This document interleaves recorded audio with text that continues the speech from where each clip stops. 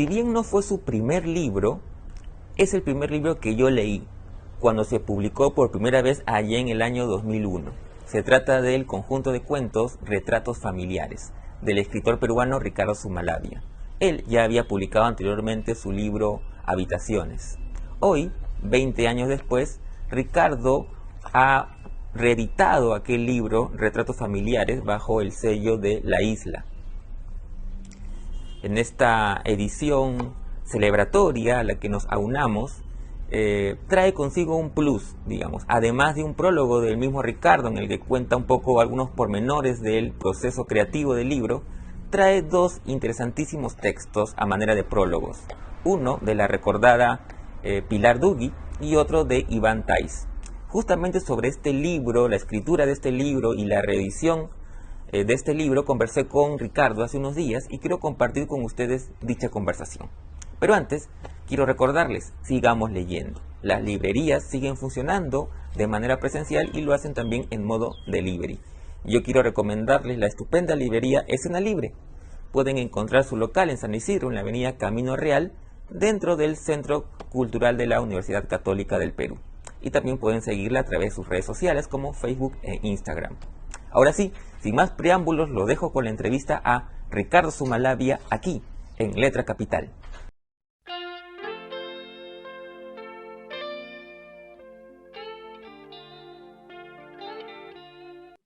Hola Ricardo, ¿cómo estás? Primero que nada, gracias por tu tiempo y por permitirnos esta charla a propósito de la reedición de Retratos Familiares, luego de 20 años de su publicación original, eh, publicada por La Isla, que es el sello que tú y Katy han emprendido. Eh, bueno, primero cuéntame qué significa para ti esta reedición de este libro, que fue tu segundo libro de cuentos. ¿Qué tal, Carlos? ¿Cómo estás? Gracias por la invitación. ¿Qué significa? Bueno, primero que han pasado 20 años y uno trata de hacer un balance, digamos, de lo que ha hecho, de lo que ha dejado de hacer, de lo que hubiera querido, en fin, tantas cosas que le pasan a uno por la mente. Y además, pues, porque somos proclives, que lo he dicho antes en alguna otra entrevista, a los números redondos, ¿no? Y claro, 20 años era para mí propicio para preguntarme acerca de lo que he escrito, de qué manera estoy relacionado o no con mis primeros libros. Y con esa coincidencia, a los 20 años releo, ojeo más que releer completamente Retratos Familiares. No, debo corregirme, en realidad sí he releído Retratos Familiares. Ahora te cuento por qué. Porque claro, hay autores que dicen, no, yo no me releo nunca, ¿no? Pero en este caso particular, ya que éramos desde La Isla quienes editábamos el libro, por supuesto que había una responsabilidad mayor, digamos, ¿no? O sea, tú escribes un libro, lo corriges hasta donde puedes, luego sabes que entra un proceso de edición y hay otros correctores, otros editores, etc. Pero cuando tú estás, digamos, asumiendo diversos roles, pues la responsabilidad es todavía mayor, ¿no? Y luego porque sí quise pulir algunas frases, me lo había yo permitido. Entonces, sí tenía muchas ganas de tener una revisión, de hacerme un regalo. Te lo digo con honestidad, quería hacerme un regalo. Es un libro que ya está descatalogado, o sea, estaba descatalogado, ya no había ejemplares por ahí en una que otra librería de viejo, de segunda mano, pero ¿qué sucede? Que en esos 20 años pues ya podemos hablar de una o dos generaciones de nuevos lectores, ¿no? Entonces, digamos, sabían del escritor Ricardo Zumalabia, pero no estaban los libros, ¿no? Y no hay nada peor que un escritor sin libros. Así que era de esta manera aprovechar, poder llegar a esos nuevos lectores, si es posible, y luego que ellos digan, ¿no? Si, hasta qué punto este libro ha envejecido, se ha mantenido, se ha refrescado, no sé. A mí me gustó editarlo, me gustó revisarlo, me he sentido cómodo con él, lo he visto, digamos, como quien ve a un hermano menor, ¿no? A ese Ricardo Zumalabia de hace 20 años atrás. Claro, justamente esa es la posibilidad que da una reedición, ¿no? Con un tiempo prolongado, digamos, que permite nuevas lecturas, nuevos lectores. Así que yo, como leí en su momento y he releído nuevamente, puedo dar mi visión de ambos momentos. Y justamente a partir de eso quería preguntarte lo siguiente. Cuando aparece el libro, en su primera edición, lo que sorprendió o gratamente a mí y a muchos es que no se incrustaba en el, digamos, en lo predominante, que era este realismo social, ¿no? Esta narrativa de la calle, y más bien por el contrario, era una cuestión más focalizada, digamos, ¿no? De hecho, no nos resulta coincidencia que justamente el libro se llame Retratos familiares y que además le preceda un libro llamado Habitaciones, ¿no? Es decir, es esa mirada hacia lo particular, hacia lo íntimo, que de alguna manera es núcleo de tu narrativa. ¿Cómo fue en ese momento? ¿Qué recuerdas de esa época? Claro, efectivamente, mira, son cuentos escritos, como lo digo en el prólogo, escribí, también la pasé bien escribiendo historia discreta de unos retratos, para preguntarme a mí mismo cómo me sentía yo durante el proceso de escritura. Y como bien dices, siendo escrito en los 90, es cierto que el canon de la narrativa peruana pues privilegiaba una temática, sobre todo a nivel temático, el realismo, la preocupación por escribir la novela del Perú, la gran novela del Perú, o la novela de Lima, para los que somos de Lima, ¿no? Esas ambiciones así, en mayúsculas, que escuchabas, pues, que yo escuchaba en mis escritores favoritos también, pero mayores, ¿no? Incluso también con uno que otro contemporáneo. Pero por ahí no iban mis intereses narrativos, o sea, no me podía imponer una estética, una preocupación literaria, aunque veo que algunos jóvenes también están enarbolando esas nuevas consignas, ¿no? Espero que lo hagan de una manera creativa y novedosa.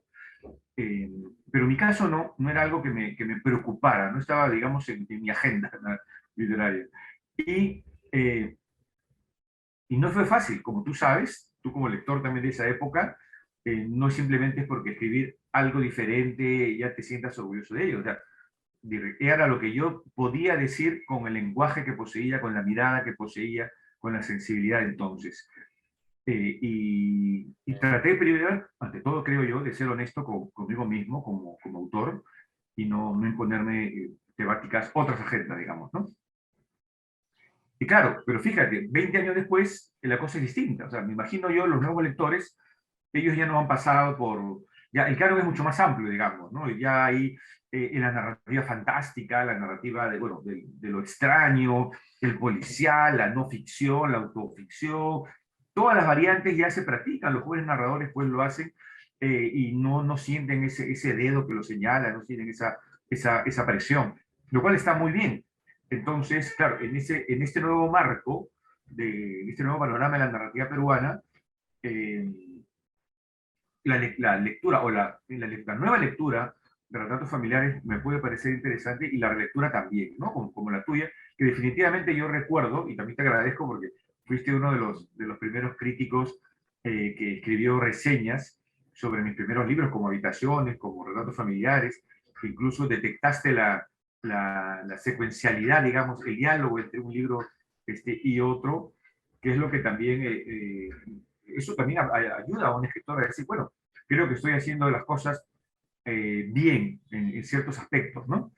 Siempre tiene que haber un grado de satisfacción, que eso es bueno, que los escritores estemos hasta cierto punto insatisfechos por lo que acabamos de publicar, porque eso nos lleva a tratar de corregirlo y escribir otro libro y otro y otro y otro libro, ¿no? Creo que eso es, como te digo, estimulante estéticamente. Entonces, claro, ahora yo, bueno, ya a la luz pues, de 20 años más de mi vida también, ya pasando un poco los 50, ya no tengo ninguna preocupación, tampoco ninguna presión, ni de ese canon peruano de los 90, ni de ningún otro, ¿no? Yo escribo como me da la gana, eh, y cuando me da la gana también, no es una cosa que programática, no soy un peón de la literatura, como lo es Mario Vargas Llosa, que admiro esos tipos de escritores. Soy más sonetiano, digamos, ¿no? No escribo en la cama, he escrito muchas cosas en la cama, pero digamos no es mi práctica habitual, pero sí más bien en los momentos en los que me siento más propicio, pero es el cerebro que siempre está escribiendo de alguna manera. De alguna manera siempre estoy redactando, puede ser mentalmente, en cuadernos, pero luego ya tengo proyectos específicos y sí me puedo sentar y sí puedo ser disciplinado en mi escritura. Como traté de hacerlo para esta nueva edición de retratos familiares, ¿no? Cuentos que, fíjate, que si bien no los podemos catalogar como una preocupación de lo social está de alguna manera, o sea, hay una preocupación por Lima, por construir, por mostrar una Lima que es la Lima que yo veía. Yo crecí en Barrios Altos, pasé toda mi infancia en Barrios Altos, o sea, no me han contado nada de lo que ha pasado ahí, yo lo he visto, pero eso no es suficiente con haberlo visto, ¿te das cuenta? Creo yo, ojo, esto es mi punto de vista, para un escritor que me dice, te cuento lo que yo veo, me parece bien, pero no es suficiente, quiero algo más, quiero cruzar la puerta. Quizá por eso hay un cuento allí que se llama Puertas Marrones, de que uno no logra entender exactamente qué pasa del otro lado. Hay una suerte también de incomprensión, ¿no? Y uno quiere aproximarse lo más que se puede, tanto a ese aspecto social, pero también al aspecto íntimo, ¿no? De ahí la imagen, pues, de mi primer libro de Habitaciones, o en este que he reeditado, que es el segundo, de Retratos Familiares, ¿no? Justamente los retratos son esos instantes de diversas vidas particulares, pero que son muestras fragmentarias. Un retrato es un fragmento de tu vida, es un fragmento de la representación de tu vida. Y claro, narrativamente esto lo traduje, lo llevé al cuento, ¿no? Tal como yo quería escribir el cuento también en ese momento, que por otro lado no es el cuento clásico de exposición, nudo, desenlace, desenlace, tienes el conflicto marcado. Uno que otro puede ir en esa línea, pero hay otros que no, que me acuerdo lectores de hace 20 años me decían, ¿pero qué? ¿Ya acabó tu cuento? ¿Y qué pasa? ¿No, ¿No pasa algo más? ¿No? ¿Cuál es el desenlace? ¿No? Me decían que buscaban otras páginas más adelante que se refiera al cuento que acaban de leer, y no, lo escribí así, quizá en ese momento me preocupaba y yo me decía, ¿pero qué estoy escribiendo? Pero era como, lo escribí así, o sea, tenía muchas influencias, por supuesto, de literaturas occidentales, asiáticas, etcétera, y contradicciones con las que me sentía quizá más afín, ¿no? Y por eso escribí el libro de esa manera. Claro, porque, digamos, en los cuentos de retratos familiares, eh, digamos, echa el foco a justamente la intimidad de familias, ¿no? A través de una aparente, bueno, no una cotidianidad, pero que sin embargo por momentos se ve alterada por algo que eh, sorprendente en el sentido de lo perturbador que puede ser, ¿no? Pienso no, desde el último cuento, cuando un personaje descubre las razones por las cuales se han querido hacer pasar por él, ¿no? O el cuento que tú mencionas de las puertas marrones, ¿no? La experiencia de este niño frente al dolor ajeno, que es muy, muy conmovedor. Siempre en esas historias aparentemente cotidianas pasa algo, ¿no? Y ahora que mencionabas eso, recordé también los textos que aparecen en esta nueva edición de Pilar Dugui y de Iván Tais, que fueron los presentadores en aquella oportunidad, y que justamente tienen que ver con esta manera de escribir, ¿no? Pilar Dugui hablaba de una influencia de Chekhov, digamos, ¿no? Justamente también en esta especie de cotidianidad, que aparentemente no pasa nada, pero sin embargo hay una resonancia de lo que no está dicho, de lo que se sugiere, ¿no? Y la idea que plantea Iván que también coincido con él, de tus relatos, donde manejas muy bien las atmósferas, ¿no? Que es la que envuelve finalmente al lector en la historia, en esta cotidianidad de estas familias. Sí, fíjate, de hecho pienso que todos derivamos de Chekhov, de una u otra manera. Hay algo, o sea, Chekhov fue el gran tronco, digamos, ¿no?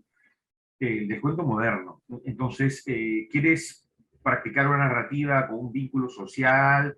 Pues vas a Chekhov y te vas a nutrir. ¿Quieres este tipo de cuentos con esas atmósferas enrarecidas, con esas potencialidades de conflicto? ¿No? Estos conflictos en potencia, diríamos, pero que no se dan al 100%, pero están en potencia, también están en Chekhov, y que también ha llegado a nuestra narrativa peruana, que también lo podemos encontrar en el mismo Ribeiro, ¿no? Claro, hay gente que lee a Ribeiro y magnífico desde el anecdotario, digamos, de sus cuentos, desde el conflicto evidente, pero también tiene algunos cuentos donde hay conflictos, pues, en potencia también, ¿no? Y creo que es parte de una tradición, como lo vemos también en Luis Loaiza, y tantos otros narradores peruanos. Y digamos, creo que me he nutrido más, por ese, como te digo, por ese lado. Y, y ahora que mencionabas también ese último cuento, se llama Última Visita, eh, también lo que me interesaba era curioso porque yo no buscaba escribir cuentos fantásticos, aunque algunos, me acuerdo que en esa época decían, bueno, ahí está este cuento fantástico, que incluso han aparecido en una que otra antología, sino más bien establecer correspondencias. Por ejemplo, no necesariamente mostrar el tema del doble, sino o dar mi versión del tema del doble, ¿no? A través de correspondencias que puede estar en el cuento Retorno, que puede estar en el cuento El Último, Última Visita. Era lo que yo buscaba, ¿no? Yo me sorprendía de algunas críticas como las lecturas que realizaban, y bueno, y también yo iba descubriendo, porque un escritor no tiene necesariamente pues toda la claridad con respecto a lo que escribe, y está bien, me parece, por eso, puede haber un lado racional allí que está ayudando a la construcción del relato, de la estructura, pero hay un lado, pues, es la creatividad, ¿no? Y la sensibilidad que va allí, pues, aguijoneando para que el relato siga avanzando, ¿no? Y uno vaya descubriendo también en el camino. Y claro, también como has mencionado muy bien, lo íntimo, lo familiar, articula este libro, ¿no? Y eso es lo que, como te digo, que al principio quería yo hacerme este regalo en una edición con, con el tipo de letra que yo quería, con la caja, con la portada. Hemos trabajado con un excelente equipo de diseño, con una excelente editorial, y luego, bueno, la generosidad también de los lectores que está recibiendo, los amigos lectores, críticos, libreros, también me recoge, ¿no? Me agrada muchísimo. Sí, ahora que tú hablabas de hacerte un regalo, yo pienso que también es un regalo para los lectores, no solamente para, digamos, los nuevos lectores, pero también para los como yo que te leemos desde siempre, porque claro, es una edición, digamos, que tiene justamente este interesante plus de los textos de Pilar y de Dugi, ¿no? De Pilar, perdón, y de Iván. Eh, eh, ¿Cómo se te ocurrió eso? Y además un prólogo tuyo también explicando un poco la época, el contexto. Sí, bueno, haciendo recuerdos, bueno, y acomodando cajones, que eso uno hace cada cierto tiempo, vas descubriendo pues cuadernos que vas acumulando, donde has tomado anotaciones y todo. Descubrí, además buscaba un documento que nunca encontré, pero en ese trabajo encontré estos cuadernos donde yo comentaba el proceso de escritura de retratos familiares. Eso por un lado. Siguiendo la búsqueda de ese documento en carpetas, como digo, no lo encontré cartas de Eduardo Chirinos, ¿no? Que también él generosamente era lector durante el proceso de escritura, ¿no? Y un gran lector, o sea, escribía cartas pues muy largas, analizando, dándome consejos para poder mejorar estos cuentos. Y también encontré allí los recortes del texto de Pilar Dubi, que apareció en el suplemento Somos, en el comercio, y un texto de Iván, ambos textos que de hecho se utilizaron el día de la presentación, ¿no? Entonces, claro, estar rodeado de tan buenos escritores, de grandes amigos, y bueno, además la generosidad que hayan aceptado incluir estos textos, bueno, directamente desde Iván y a través de su hijo, a quien agradezco, el hijo de Pilar Dubi, que me concedió la posibilidad de incluir este texto de su madre. Y yo feliz, obviamente, de que me sigan acompañando. Digamos, es un libro que tiene los presentadores de manera permanente. Y escribir para mí el prólogo, bueno, prólogo, la suerte pues de bonus track, también me pareció interesante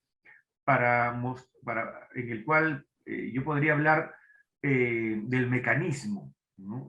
Me parece incluso hasta casi como un cuento, quizá como otro género literario, ¿no? ¿Cómo escribí este libro? Eh, una suerte de memoria, de herramientas también narrativas, ¿no? La idea de citar fragmentos de tu diario, de tus cuadernos de notas, bueno, que yo no llevo un diario, pero los cuadernos de notas también son una suerte de diario, una bitácora vital, ¿no? poder articular todo ello, también creo yo que me provocaba hacerlo, ¿no? Ya lo había de alguna manera hecho también en mi libro No Somos Nosotros, que tendría que esperar otros 15 años más quizá para hacer una edición de por los 20 años, o quizás salga antes, ¿por qué no?